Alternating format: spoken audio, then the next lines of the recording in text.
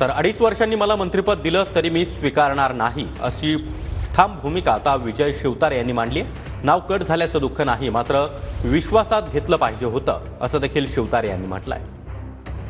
मंत्रिपद महत्त्वाचं नाही माझ्यासाठी, माझी कामं करणे, मला लोकांनी निवडून दिलेलं आहे, माझ्या मतदारसंघातली काम, मंत्रिपद मला महत्त्वाचं नाही आहे। दुःख एवढं आहे की आम्ही महाराष्ट्र चाललाय कुठे,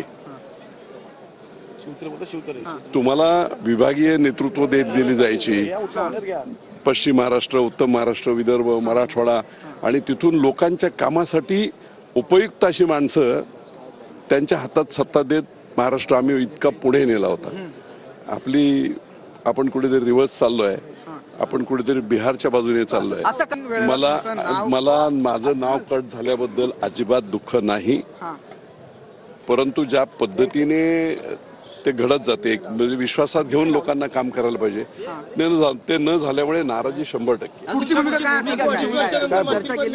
2.5 वर्षानंतर मंत्रिपद दिलं तरी मी घेणार नाही। पुढची भूमिका काय असेल? मला दिलं तरी मी घेणार नाही, गरज नाही। मला माझ्या मतदारसंघातली कामं मुख्यमंत्री वगैरे यांच्याकडून करून घेणे एवढं आहे। मला काय त्या मंत्रिपदावर आलेलं नाही, मंत्रिपदाबद्दल मला राग नाही, वागणुकीबद्दल प्रचंड राग।